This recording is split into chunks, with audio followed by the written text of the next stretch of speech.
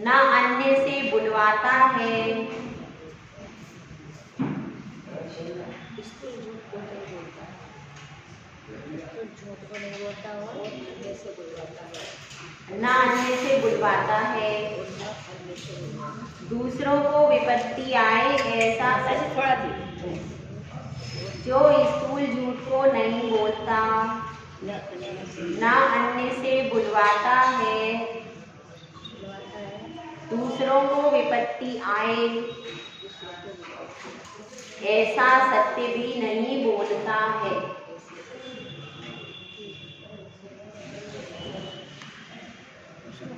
विपत्ति आए ऐसा उसके सत्यानुव्रत होता है।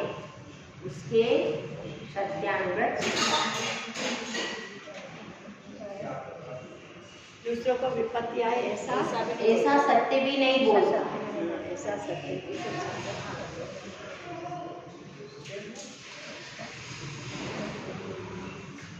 ठीक है। अब सत्य व्रत को पालन करने की 5 भावना जो तत्वार सूत्र में आई है, वो भावनाओं को जो स्कूल झूठ नहीं बोलता और न अन्य से बुलवाता है, दूसरों की विपत्ति। इसको समझ में आ गया सबको? इसमें कैसा स्कूल झूठ का मतलब है सामने वस्तु है और हम क्या बोल रहे हैं, नहीं, सामने दिखा, सामने दिख रहा है, सामने पता चल रहा है। अब आप किसी ने आपसे पूछा भैया मंदिर में भगवान है? नहीं, भगवान है ही नहीं। ये क्या हो गया? स्कूल झूठ। मंदिर में भगवान है कि नहीं है? सामने दिख रही है वस्तु, सबको पता भी है, तो भी अगर आपसे कोई पूछता है तो अपन जानबूझ करके झूठ बोल देते हैं। तो ये क्या हो जाएगा? ये स्कूल झूठ। तो जो सत्यानुव्रत रहेगा वो स्कूल झूठ कभी भी नहीं बोलेगा। ऐसा नहीं, कोई बहुत विपरीत परिस्थिति है, किसी जीव की हिंसा हो रही है, तो या फिर अपना नियम बताना है। अब जैसा किसी का रात्रि भोजन का त्याग, अब वो कहीं ऐसी परिस्थिति में फंस गया कि वहाँ पर कोई मांसाहारी व्यक्ति है और वो बार बार उससे आग्रह कर रहा है तुम भी खा लो, तुम भी खा लो, तो वो कह देगा भैया आज मेरा उपवास है, या मेरी तबीयत, मेरे को पेट खराब हो गया है, मेरी तबीयत ठीक नहीं। तो अब उसने क्यों बोला कि भाई ये मांसाहारी लोग हैं, वो मैं रात्रि में भोजन नहीं करता हूँ, इनको बताऊंगा तो ये लोग क्या करेंगे, मेरे ऊपर कुछ उपद्रव कर सकते हैं। तो इस तरह से उसने उस समय पर क्यों बोला, अपना नियम बचाने के लिए झूठ बोला। अब ऐसी एक महिला थी, वो जा रही थी तो पीछे से कोई व्यक्ति उसके पीछे में लग गया। अब उसने देखा कि पीछे एक बूढ़ा आदमी जा रहा है, तो उसने कहा ये मेरे पिताजी पिताजी पिताजी जल्दी आ जाओ आगे, ऐसा बोल दिया। अब वो नहीं है, उसके पापा भी नहीं है, उसके भैया कोई नहीं, लेकिन अब वो सोच रहा है कि अरे इसके रिश्तेदार पीछे आ रहे हैं, वो डर के भाग गया। तो ऐसे कई बार परिस्थिति वश अपने को अपने शरीर की रक्षा करने के लिए, नियम की रक्षा करने के लिए अगर अपन थोड़ा सा बोल देते हैं तो वो सत्य ही श्रेणी में आता है। लेकिन सामने के सामने अपने को दिख रहा है, फिर भी अपन झूठ पे झूठ बोलते जा रहे हैं, सिर्फ अपने हंसी मजाक के लिए, या मतलब कुछ भी ऐसी कारण के बिना कारण के बोलते जा, तो वह स्कूल झूठ, ऐसा स्कूल झूठ सत्यानुव्रत का धारी नहीं बोलेगा। और देखिए इसकी 5 भावनाएं लिखी, सत्यानुव्रत की 5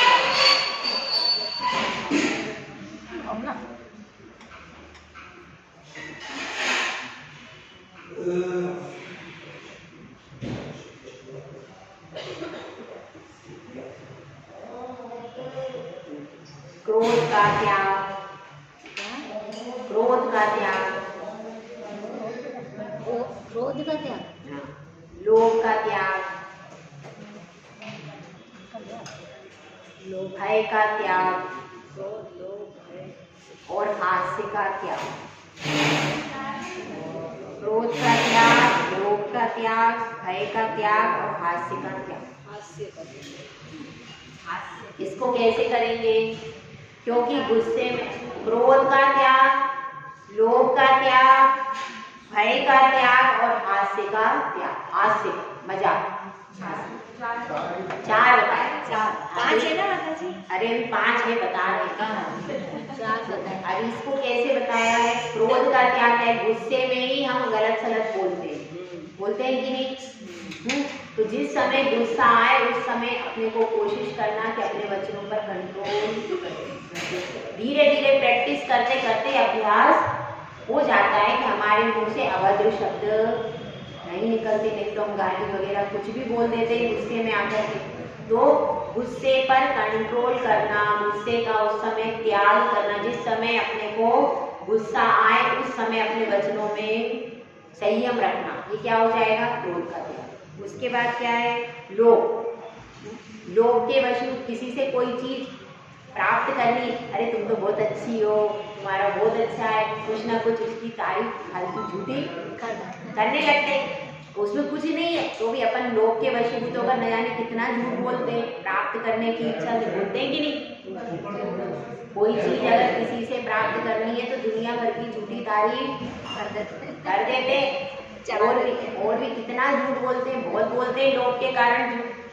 सारे व्यापार में जो झूठ चलता है व्यापार वो तो ठीक है, मगर कोशिश अपनी ये करना कि इसको भी कम करना। एकदम पूरा तो कम नहीं हो सकता, लेकिन प्रयास करना कि भाई लोभ के वशीभूत होकर के भी हम झूठ ना बोले। उसके बाद क्या है? उसके बाद है भय। डर लग रहा है, पता नहीं ये व्यक्ति क्या कह देगा, ये व्यक्ति क्या कह देगा, तो भय के वशीभूत होकर के भी अपन झूठ बोल देते। घर में भी भय के वशीभूत होकर के, कोई किसी के परिवार में भय होता है तो इस तरह से भय के वशीभूत होकर के भी झूठ बोल देते हैं। तो उस समय पर भी अपने को ध्यान रखना है भय का। और तीसरा है हास्य, हंसी मजाक में। चौथा है हास्य। तो हंसी मजाक में अपने मुख से कोई भी ऐसे शब्द निकलते हैं, जब अपन हंसी मजाक में क्या क्या बोल जाते हैं होश नहीं रहता। हंसी मजाक में भी असत्य वचन का प्रयोग नहीं करना। ये भावनाएं हैं, मतलब इसके द्वारा अपन बढ़ा सकते। एकदम ये मत सोचना कि भाई हम एकदम तो नहीं कर पाएंगे, एकदम कोई नहीं कर पाए। ये भावनाएं अनुव्रत के लिए भी है, महाव्रती के लिए भी है। निभाना 5 समझ में आई? ये जो 5 भावनाएं हैं ये अनुव्रतधारी के लिए भी है और महाव्रतधारी के लिए भी। तो महाव्रत वाले भी प्रयास करते हैं इसका, ठीक है? तो आप लोग भी इसका प्रयास करो कि अपन को गुस्से में अपने वचनों को संभाल लें। हम क्या बोल रहे हैं वो होश ही नहीं रहता, तो कम से कम गुस्से में भी अपने वचनों पर कंट्रोल कर ले। तो ये 4 चीजें बताई हैं। इन 4 चीजों के वशीभूत होकर के झूठ बोला जाता है तो इनके वशीभूत अपन न हो, ऐसा अपन प्रयास कर सकते हैं कि नहीं? कर सकते। तो इसके पूरा पालन तो नहीं होगा, पर प्रयास धीरे धीरे करके बढ़ा सकते हैं। ये हो गई 4 भावनाएं। उसके बाद 5वीं भावना है अनुवीची भाषण। अनुवीची भाषण 5वीं भावना है अनुवीची भाषण। अनुवीची भाषण किसकी भावना है भैया? सत्यानुव्रत की 5वीं भावना है अनुवीची भाषण। देखो इसमें क्या मतलब है? जो शास्त्र में लिखा है उसको वैसा का वैसा प्रतिपादन करना। शास्त्र में जैसा लिखा हुआ है, शास्त्र में लिखा है निर्ग्रंथ मुद्रा से मोक्ष होता है, तो आपको यही बोलना पड़ेगा कि निर्ग्रंथ मुद्रा से मोक्ष होता है। आप ये नहीं बोल सकते कि वस्त्रधारी से मुक्ति होती है। ये क्या हो जाएगा? ये मिथ्या भाषण हो जाएगा। अनुवीची भाषण का अर्थ है, अब ये सब उसका बता दिया, ये सब नहीं बोलना तो कैसे बोलना? तो जो शास्त्र में लिखा है, जो आगम में लिखा है उसी के अनुसार वचन करना, ठीक है? ये हो गई आपकी कौन सी? 5 भावनाएं सत्यानुव्रत। अब इसके बाद लिखिए सत्यानुव्रत के 5 अधिचार।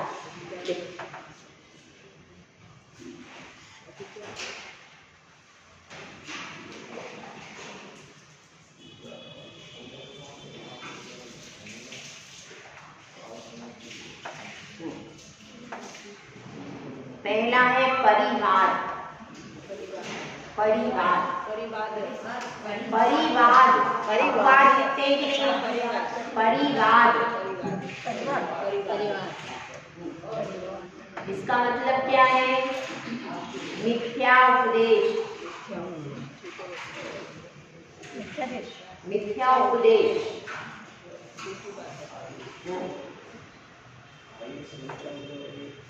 परिवार का अर्थ है मिथ्या प्रचार प्रसार करना।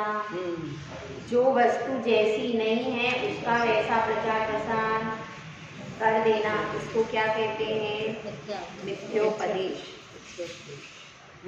ये आगम भी, इसमें आगम का भी आ जाएगा। आगम में भी जो बातें नहीं है उनका झूठा प्रचार प्रसार कर देना, आगम भी आ जाएगा।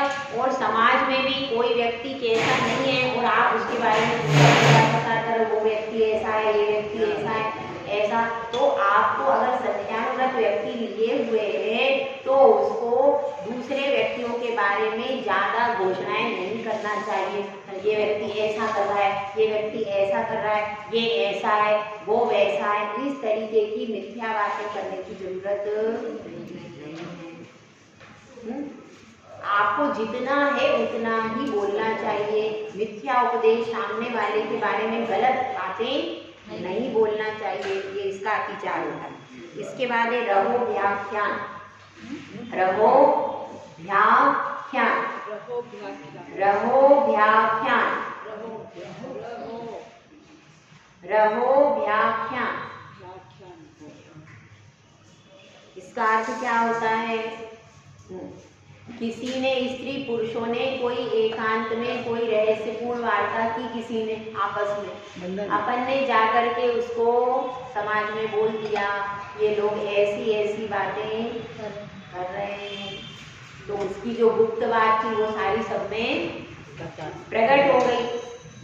ऐसी किसी के परिवार में भी होती, सबकी होती कोई ना कोई गुप्त बातें। अब वो अपनी चर्चा कर रहा था, आपने कान लगा करके सुन लिया और उसकी पूरी समाज में प्रचार प्रसार कर दिया, तो ये क्या हो जाता है? इसको कहते हैं रहो व्याख्यान। रहो व्याख्यान तो स्त्री पुरुषों की एकांत वार्ता को प्रकट कर देना। स्त्री पुरुषों की एकांत वार्ता को प्रकट करो।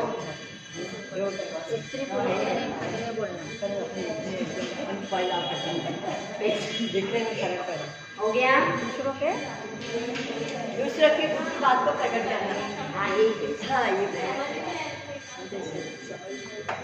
क्या वो समझ में नहीं आया? अब तीसरा लिखो पे शून्य। पे शून्य, पे शून्य, हाँ पे शून्य। बापे डबल ए की मात्रा शून्य, हिंदी में लिखवाना पड़ेगी। पे शून्य, पे शून्य, पे शून्य, ठीक है?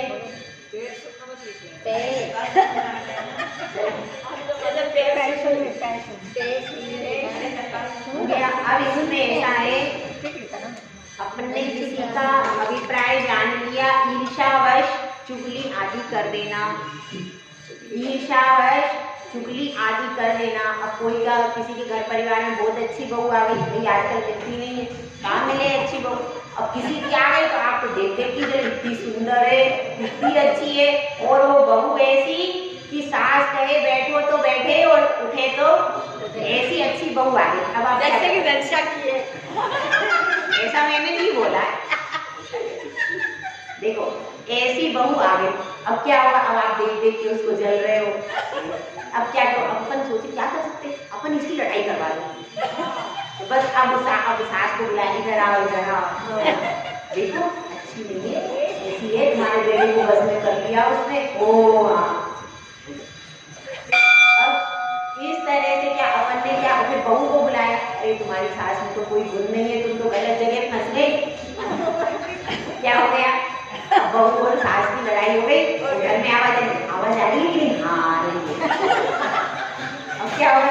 अब तुमको बहुत खुशी होगी, आज मेरे को बहुत ठंडक होगी, उसके घर में झगड़ा होगा। ये सब क्या है? ये है पेशुन्य, मतलब जिसका सत्यानुगत है वह दूसरे की चुगली करके घर में कलह नहीं करा सकता। उससे आपको क्या मिला बताओ? बेकार के काम है कि नहीं? ठंडक मिली, ठंडक मिली। सत्यानुव्रत वाले ऐसे काम नहीं करते। किसी के घर में भाई भाई में झगड़ा करा दिया, सास बहू में करा दिया, फिर ननद दिरानी में करा दिया, ऐसे ननद बहू भाभी में कर, ऐसे झगड़े करवाते हैं। तो ऐसे पहले एक ट्रेंड था, तो ये ट्रेंड खत्म हो गया क्योंकि ना ननद भाभी रही, कोई रिश्ते ही नहीं रहा, दिरानी जेठानी रही नहीं। ये पहले एक विशेष ट्रेंड होता था जो ये करवाया जाता, पहले समाज में होता था। तो अब तो नहीं होता है इतना, पर फिर भी जो भी है उनको, अपन को सत्यानुव्रत ले लिया है तो अपन ऐसी चुगली करके कलह नहीं करना, ठीक है। फिर तीसरा चौथा है कूट लेख करण। कूट लेख करण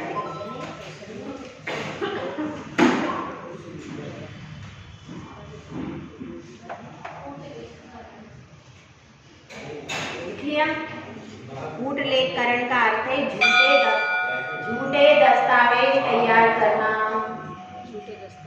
झूठे दस्तावेज तैयार करना।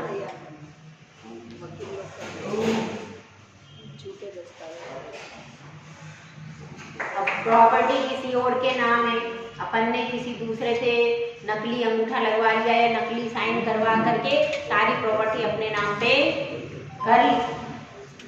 तो ऐसा लोग झूठे दस्तावेज, कुछ लोग मरते हुए लोगों के अंगूठे लगा के कर लेते हैं।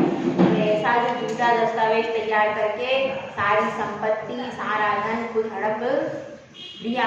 तो ऐसे जो काम होते हैं, तो जिसका सत्यानुव्रत है वो झूठे दस्तावेज तैयार करके संपत्ति को हड़प नहीं सकता है। तो इसलिए इसमें आएगा झूठे दस्तावेज तैयार करना। ये इसका चौथा विचार हो गया। उसके बाद है न्यासा पहाड़। न्यासा पहाड़ ये पांचवा विचार है, इसका नाम है न्यासा पहाड़। पहाड़ न्यासा पहाड़ धरोहर को हड़प लेना। जो धरोहर है, कोई किसी ने अपनी कोई चीज सौंप के आपको गया कि मैं वहां पे जा रहा हूँ, मेरे थोड़े दिन के लिए रख लो, मैं वापिस आकर आपसे ले लूंगा। तो क्या करते हैं, उसको हड़प ले आते हैं। अरे वो तो खो गई, वहां पर कहाँ खो गई, अरे वहां शादी में गई थी, खो गई। अब जेवर आदि किसी ने रखने को दिया, आप शादी ब्याह में पहन करके गए, पंचे रखने की कहना है, पंचे रखने की कहना। हाँ उसमें है, तो उसमें पहन करके गए, और फिर बाद में वो आया थोड़े दिन, क्या समझ हमने बहुत तारीफ कर दी कि भाई ऐसा हार तो कहीं देखा नहीं, ऐसा हार कहाँ से पहन गए। तो आपको अरे ये तो देना ही नहीं चाहिए, बहुत अच्छा है। तो आपने क्या किया, बाद में हार को छुपा लिया। तो कहती अरे मैं वहाँ चली गई थी ना शादी में, वहाँ चोरी, किसी ने चुरा लिया, पता ही नहीं चला कुछ भी, अब मैं क्या करूँ, और करके उसको लगा दिया और हड़प लिया। ऐसा काम भी लोग करते हैं। तो ये सब क्या काय में आ जाएगा, न्यासा। तो ऐसा काम भी सत्यानुव्रत के धारी नहीं करेंगे। सबसे अच्छा है दूसरे का रखो ही मत, चाहे ना चक्कर। अचौर्यानुव्रत। और इसमें ऐसा भी होता है कि अपन किसी से भाभी आदि से मांग करके जेवर और साड़ी कुछ ले गए हैं कि भाई मुझे तो शादी में जाना है, तो तुम कोई बात नहीं भाई।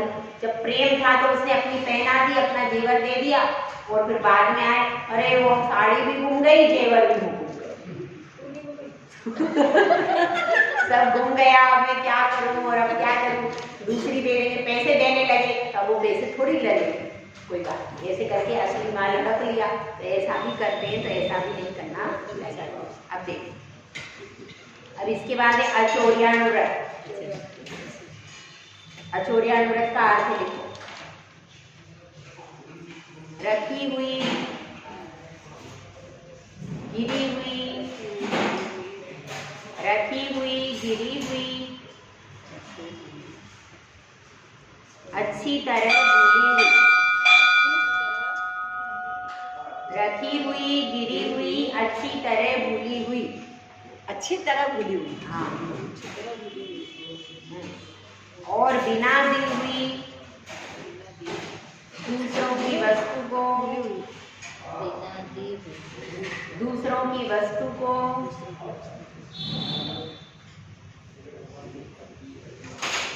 ना स्वयं लेता है,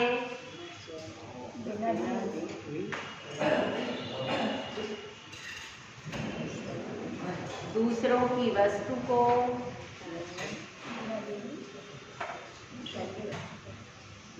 ना स्वयं लेता है, ना किसी दूसरे को देता है। वह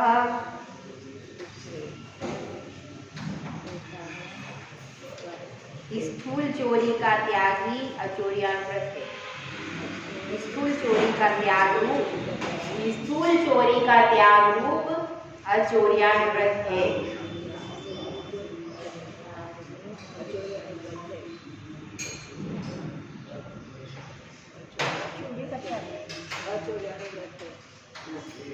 ठीक है, एक बार और रिपीट कर रही हूँ। रखी हुई, गिरी हुई, अच्छी तरह भूली हुई, किसी बिना दी हुई दूसरों की वस्तु को जो ना स्वयं लेता है, ना किसी दूसरे को देता है, वह स्थूल चोरी का त्याग अचोरियानुव्रत हो गया। लिख लिया सबने? देखो इसमें क्या करना है, कोई वस्तु है, कोई वस्तु किसी की रखी हुई है तो उसको अपने को उठाना नहीं चाहिए। कोई अपन रास्ते से जा रहा था, किसी की गिर गई है तो भी उठाना नहीं चाहिए। अगर अपनी जान पहचान का व्यक्ति है, अपनी सहेली है, अपना मित्र है, उसकी उठा के उसको दे, उसमें कोई बात, पर उसकी उठा के अपने पास नहीं रखना। ऐसा भी लोग करते हैं, भाई 10 रुपए मिले थे, उठा के मंदिर की गुल्लक में डाल दो, ये गलत चीज है, ऐसा नहीं करना चाहिए। किसका कैसा क्या धन है, अपन उठा करके मंदिर में डाल दें, ऐसा गलत काम नहीं करना। उठाना ही नहीं, अपने को अता पता नहीं है। यदि आपकी सहेली का, आपके परिचित का गिर गया है, बटुआ या आपको मालूम है कि ये उस व्यक्ति का, तो उसको आप उठा सकते हैं और उसको उठा करके और उसको सूचना तुरंत